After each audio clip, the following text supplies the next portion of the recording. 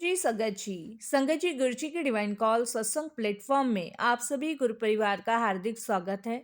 शुक्राना गुरु जी महाराज का कि उन्होंने मुझे ये सेवा दी कि मैं आप सभी गुरु परिवार के समीप आके गुरु जी के कल्याण महिमा अनुभव का वर्णन कर पा रही हूँ। अनंतम शुक्राना मेरे गुरु जी महाराज का। संगत जी आज का जो सत्संग मैं आप सभी के साथ शेयर करने जा रही हूँ वो रिद्धि आंटी का सत्संग है। ये बहुत प्यारा और ब्लेसिंगफुल सत्संग है। मेरी विनती है आप सभी गुरु परिवार से कि आप सत्संग को अंत तक सुने, ध्यान से सुने, पूरा सुने। सत्संग का मतलब होता है सत्य का संग और सत्संग की प्राप्ति जब ही होती है जब गुरु कृपा होती है। तो हम सभी बड़े भाग्यशाली हैं कि हम पे गुरु कृपा हुई और हमें सत्संग सुनने का और शेयर करने का सौभाग्य प्राप्त हुआ। साथ संगत जी गुरुजी महाराज कहते हैं सत्संग सुनने वाले का भी कल्याण और सत्संग करने वाले का भी कल्याण, इससे दोनों का ही कल्याण होता है। तो प्लीज आप इस सत्संग को बिना स्किप किए बड़ी श्रद्धा भाव से अंत तक सुनिएगा और गुरु जी का शुक्राना कीजिएगा। इसके अलावा अगर आप भी अपने सत्संग अनुभव शेयर करना चाहते हैं तो हिंदी में साफ राइटिंग में आप अपना सत्संग लिखकर हमारी जीमेल आईडी पर सेंड कर सकते हैं, ताकि आपके द्वारा सुनाए गए सत्संग से जो भी गुरुजी महाराज की नई जुड़ने वाली संगत होगी उन्हें गुरुजी के कल्याण महिमा अनुभव के बारे में ज्यादा से ज्यादा पता होगा। सत्संग आपको पसंद आए तो आप इसको लाइक कीजिए, चैनल को सब्सक्राइब कीजिए और वीडियो को ज़्यादा से ज़्यादा संगत में शेयर ज़रूर कर दीजिएगा और बेल आइकन दबाना बिल्कुल भी नहीं भूलिएगा, क्योंकि जब भी कोई लेटेस्ट सत्संग आएगा उसका नोटिफिकेशन आपके पास आएगा। तो चलिए संगत जी चलते हैं गुरु जी महाराज के सत्संग की ओर। सत्संग शुरू करने से पहले करते हैं गुरु जी का मंत्र जाप। ओम नमः शिवाय, शिव जी सदा सहाय। ओम नमः शिवाय, गुरु जी सदा सहाय। जय गुरु जी। संगत जी सबसे पहले गुरु जी महाराज के चरणों में कोटि कोटि नमन। सारी संगत जी को जय गुरु जी बोलती हूँ और अपने सत्संग की शुरुआत गुरु जी के मंत्र जाप से ही करूंगी। ओम नमः शिवाय, शिव जी सदा सहाय। ओम नमः शिवाय, गुरु जी सदा सहाय।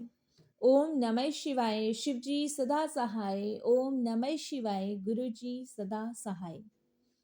संगत जी आज मैं आप सभी के सामने गुरु जी की उस असीम कृपा का बखान करने जा रही हूँ जिसने ना केवल मेरा शरीर बदला बल्कि मेरी आत्मा, मेरे जीवन को नया जन्म दिया, जिसके लिए मैं गुरु जी का तहे दिल से बारंबार शुक्राना करती हूँ। तहे दिल से उनका अनंतम अनंतम लाख कोटि बार शुक्राना करती हूँ। संगत जी साल वर्ष में मेरे जीवन का सबसे काला समय था। कहते हैं ना संगत जी कि जब इंसान के जीवन में कोई दुख या परेशानी आ जाए तो वो समय उसके लिए सबसे बुरा समय कहलाया जाता है। संगत जी मैं एक ऐसी बीमारी से और ऐसी गंभीर बीमारी से जूझ रही थी जिसने डॉक्टर को भी हार मानने पर मजबूर कर दिया था। मेरा शरीर पूरी तरीके से सूख रहा था, उम्मीदें खत्म हो रही थी, घर वाले परेशान थे क्योंकि पैसा पानी की तरह बह रहा था। आप समझ सकते हैं संगत जी कि कोर्ट कचहरी डॉक्टर्स के पास पैसा ऐसे बहता है जैसे पानी। और संगत जी ऊपर से फैमिली वाले परेशान अलग होते हैं। और आप विश्वास नहीं मानोगे, मेरी बीमारी का कोई इलाज, कोई समाधान भी नहीं मिल रहा था। बस शरीर मेरा सूखता जा रहा था, सूखता जा रहा था और मानो जैसे मेरे शरीर में से सारे प्राण खिंचते ही चले जा रहे हैं। शंकर जी बीमारी का बिल्कुल ही समझ नहीं आया था। डॉक्टर्स का कहना था कि डिप्रेशन है, डिप्रेशन से बाहर निकलो। लेकिन संगत जी मुझे ये भी नहीं समझ आ रहा था कि आखिर मुझे किस चीज़ का डिप्रेशन है। मेरा शरीर दिन प्रतिदिन सूखता जा रहा था और डॉक्टर्स कोई ना कोई मेडिसिन देते थे जिनको मैं खाती थी, लेकिन आराम नहीं पड़ता था। मेरी फैमिली में मेरे हस्बैंड सभी बहुत दुखी परेशान थे। संगत जी कहते हैं ना कि जब बीमारी समझ ना आए और बीमारी का कोई तोड़ ना मिले, तो ऐसी चीज़ों को ऊपरली हवा कहा जाता है। संगत जी, उसके बाद मेरी फैमिली ने पंडितों को, जोशियों को दिखाना शुरू किया। पंडितों और जोशियों का कहना था कि मुझ पे ग्रह दोष है और मेरे जो शुक्र और शनिचर बैठे हुए हैं मेरे इस कर्म में, वो मुझसे रूष्ट हैं। संगत जी, मेरे लिए समझ पाना बड़ा मुश्किल था कि ये अब क्यों, ऐसा क्यों, अचानक क्यों।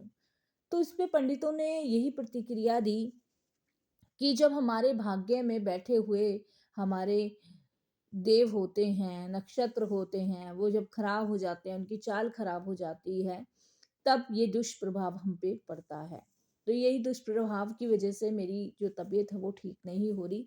इसके लिए उन्होंने कुछ उपाय भी बताए। मैं संगत जी इस कदर सूख के काटा हो चुकी थी कि मैं बिस्तर से उठकर वॉशरूम तक नहीं जा सकती थी। खाना पीना मेरा धीरे धीरे छूटता ही चला जा रहा था और संगत जी ऐसी कगार पे मैं आ गई थी कि मरने योग्य है। कहीं से भी संगत जी कोई उम्मीद नहीं थी कि मैं बच जाऊं। बड़े से बड़े, छोटे से छोटे सारे डॉक्टर्स को दिखाया। तब संगत जी मेरे मायके की साइड से मेरे बड़े भैया ने मुझे दिल्ली बुलाया। मेरा जो ससुराल है वो संगत जी बीकानेर है, मेरा मायका दिल्ली है। और बीकानेर के अच्छे से अच्छे डॉक्टर्स, अच्छे से अच्छे हॉस्पिटल्स में मेरा इलाज हुआ। मेरे हस्बैंड ने, मेरे इन लॉज ने कोई कमी नहीं छोड़ी मेरे इलाज में। लेकिन संगत जी फिर भी मैं ठीक नहीं हो रही थी। तब मेरे भाई ने मुझे दिल्ली बुलाया। संगत जी जब मैं दिल्ली आई, आने की हालत तो मेरी बिल्कुल भी नहीं थी। लेकिन मेरे इन लॉज का, मेरे हस्बैंड का यही कहना था, तुम बस ठीक हो जाओ, कैसे भी ठीक हो जाओ। और इसी बीमारी की वजह से संगत जी मेरा मिसकैरेज भी हो गया था। जब मैं बीकानेर से दिल्ली आई, तब संगत जी मैं 2 मंथ प्रेग्नेंट थी। और 2 मंथ प्रेग्नेंट जब मैं थी और जब दिल्ली आई, तो बीमारी इतनी ज़्यादा मुझे सीरियस थी, जिसकी वजह से संगत जी मेरा मिसकैरेज हो गया। डॉक्टर का कहना था कि ब्लड बहुत कम है और बच्चे को कंसीव ये पूरी तरीके से नहीं कर पाई हैं। 2 मंथ का बेबी मेरा संगत जी नहीं रहा। मैं बहुत ज़्यादा टेंशन में हो गई। हालांकि मैं संगत जी बीमारी नहीं पता चल रही थी कि आखिर बीमारी क्या है मुझे। संगत जी पंडितों का कहना था, जोशियों का कहना था, सबका यही कहना था कि ऊपरी हवा है। लेकिन इसका भी तो कुछ इलाज होना चाहिए ना। और कहीं ना कहीं संगत जी मुझे भी एक्सेप्ट हो गया था कि भाई इतनी अच्छी मेडिसिन्स ले रही हूँ मैं, इतनी अच्छी अच्छी अच्छी डॉक्टर्स को दिखा रही हूँ, दवाइयाँ चल रही हैं, लेकिन असर क्यों नहीं हो रहा इन सब चीज़ों का। तो कहीं ना कहीं संगत जी मैं बहुत ज़्यादा डिस्टर्ब हो चुकी थी। एक बच्चा नहीं रहा। और ऐसा 1 साल में मेरे साथ ऐसी कौन सी ऊपरली हवा लगी है या ऐसा क्या किसी ने मेरे साथ कर दिया है जो कि मेरी जान तक लेने पे आ गया है। मैं संगत जी घुटती थी, मेरे से उठा नहीं जाता था, मैं कुछ काम नहीं कर सकती थी, भूख नहीं, प्यास नहीं, किसी चीज को खाने का मन नहीं। एक घूंट पानी पीने पे उल्टियां होना शुरू हो जाना। मेरा पूरा शरीर खत्म हो चुका था, पूरा शरीर खत्म। जब मेरे भाई ने मुझे दिल्ली बुलाया और जब मैं दिल्ली आई, तब मेरे भाई का एक दोस्त है, वो गुरुजी के बड़े मंदिर में सेवादार है। उसने मुझे कहा कि दीदी मैं आपको ना गुरुजी के दरबार लेके चलता हूँ और मैं वहाँ बड़े मंदिर में सेवादार हूँ और आपकी जो भी बीमारी है ना, जो भी कष्ट है, वो गुरुजी ही दूर कर देंगे। संगत जी मेरे भाई ने भी मुझे विश्वास दिलवाया कि तू जाके देख। मैंने संगत जी मना किया क्योंकि मैं थक चुकी थी, क्योंकि पिछले कुछ समय से पंडितों और जोशियों की ही तो चक्कर कट रहे थे और संगत जी कोई समाधान, कोई हल निकल नहीं रहा था। लेकिन भाई के कहने पे और उसके दोस्त के कहने पर मैं फर्स्ट टाइम गुरु जी के दरबार गई, बड़े मंदिर गई। वहां जाके संगत जी मैं अधमरी गई थी, मैं आपको बताऊँ। अधमरी मतलब शरीर में जान नहीं, आँखों के नीचे सर्कल, भूख, प्यास नहीं, सूख के काटा, सहारे के बिना चल नहीं सकती थी। बिना सहारे के तो मैं चल ही नहीं सकती थी। गुरुजी के दरबार में जाके गुरुजी का दरबार देखा, माथा टेका, मेरे आँसू आए, मैं रोने लग गई। क्योंकि संगत जी मैं मरना नहीं चाहती थी, मैं चाहती थी कि मैं जीवित रहूँ। और जीवित रह के अभी मैंने देखा ही क्या था संगत जी, सिर्फ 1.5 साल ही तो शादी को हुआ है और 1.5 साल में मेरे साथ ऐसा हो गया। मेरी फैमिली भी इसलिए दुखी थी कि हमने हंसती खेलती लड़की अपने घर में लाए थे और मेरे परिवार वाले इसलिए दुखी थे कि हंसता खेलता बच्चा हमने दूसरे के घर में दिया था। अचानक ऐसा कैसे हो गया इसके साथ। गुरुजी के आगे रो पड़ी, माथा टेका, लंगर भाई ने लाके दिया, बड़ी मुश्किल से वो मुझे खिलाया और सभी ने कहा कि नहीं इसे आपको पूरा फिनिश करना है, ये दवाई है, आप ठीक हो जाओगे, अभी देखो सहारे से आए हो, फिर बिना सहारे के आओगे। ये सभी चीज़ें संगत जी मेरे माइंड में एक तरीके से घर कर चुकी थी कि मैं क्या करूँ, क्या ना करूँ? कुछ समझ नहीं आ रहा था मुझे, कुछ भी समझ नहीं आ रहा था।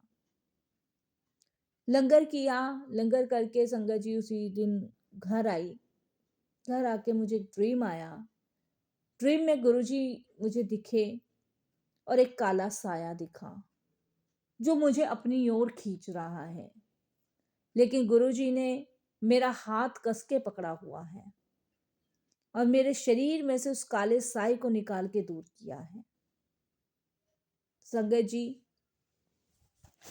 वो क्या ड्रीम था, कैसा ड्रीम था, उनको मैं शब्दों में बयान नहीं कर पाऊँगी। उसको मैंने महसूस किया है, क्योंकि उस ड्रीम को मैंने संगत जी साक्षात देखा है, साक्षात रूप में गुरुजी देखे हैं और मैंने नेक्स्ट डे ये वर्णन भी किया है। तब मेरे भाई के दोस्त ने कहा है कि दीदी ये गुरुजी के ब्लेसिंग्स देने के तरीके होते हैं, यानी कि आपके ऊपर ऊपर का चक्कर था जो गुरुजी ने आपको ब्लेस किया है।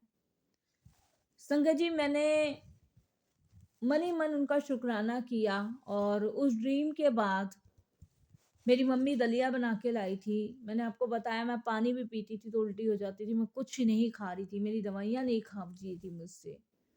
मेरे गले में छाले होने शुरू हो गए थे, लेकिन उस दिन मैंने दलिया पूरा खाया और मुझे उल्टी नहीं हुई। तो पहला चमत्कार तो गुरुजी का वहीं से शुरू हुआ। उसके बाद संगत जी मैंने गुरुजी के यहाँ कंटिन्यू जाना शुरू किया, माथा टेकना शुरू किया और मुझे बड़ा अच्छा-सा लगता था, शांति-सी रहती थी। करीबन संगत जी 6 मंथ मैं दिल्ली में रही अपने मायके में। मेरे भाई ने, मेरी मदर ने मुझे वापस बीकानेर भेजा ही नहीं। उनका कहना था कि जब तक ये बिल्कुल स्वस्थ नहीं हो जाएगी, ठीक नहीं हो जाएगी, तब तक हम बीकानेर नहीं भेजेंगे। मेरे भाई ने, मेरी मदर ने मुझे यहीं दिल्ली में रखा और संगत जी उसके बाद मैंने 6 मंथ गुरुजी के यहाँ जाना शुरू किया, लंगर करना शुरू किया, प्रसाद लेना शुरू किया और गुरुजी दिन प्रतिदिन मुझे ठीक करने में लगे रहे। संगत जी मुझे दवाई खाने की ज़रूरत ही नहीं पड़ी। मैं ये मानती हूँ संगत जी कि मेरे ऊपर ब्लैक मैजिक तो किया था। ये ब्लैक मैजिक किसने किया था?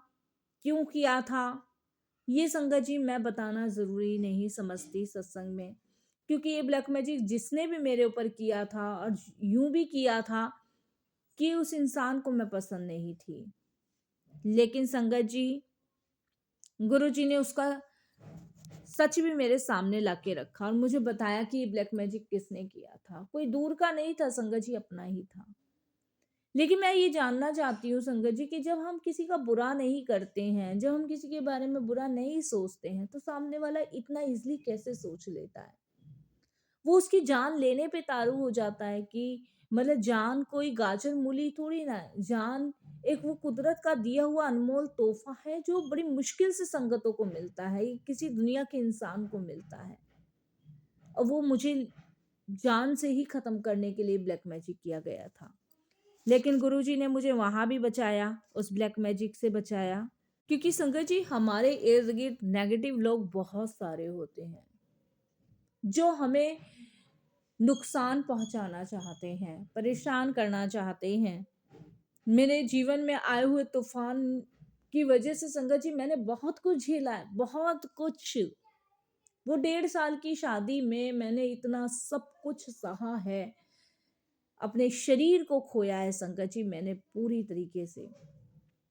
मैंने गुरुजी के सत्संग सुनने शुरू करे, गुरुजी का भजन, सेवा, सिमरन करनी शुरू करी। 6 मंथ संगत जी मैंने अपने आप को पूरी तरीके से गुरुजी को समर्पित किया, फुल सरेंडर। गुरुजी के सत्संग से संगत जी मुझे बहुत एनर्जी मिली। गुरुजी के सत्संग से मुझे पॉजिटिविटी मिलने लगी। गुरुजी के सत्संग से, गुरुजी की संगत से नेगेटिव लोग मेरे जीवन से दूर होने लगे। मुझे बहुत शांति, बहुत सुकून मिला। जी, जब मैं पहली बार बड़े मंदिर पहुंची थी ना, वहाँ की खुशबू और वहाँ की शांति, वहाँ कदम रखते ही मुझे ऐसा लगा था जैसे मेरे कंधों पर से कोई भारी बोझ उतर गया हो। मैं वहाँ बैठी थी और लंगर प्रसाद जब मैंने चखा था, तो वहाँ संगत जी मेरे को बहुत लाइट फील हो रहा था। मन में डर था, लेकिन गुरुजी की आवाज़, पुत्र ये दवाई है, इसे खा ले। मैंने वो प्रसाद खाया। संगत जी कमाल देखे, जिस खाने से मुझे दर्द होता था, उल्टियाँ आती थी, उस लंगर ने मेरे पेट की जलन ही शांत कर दी। मुझे फिर कभी उल्टी नहीं आई, फिर कभी उल्टी नहीं आई।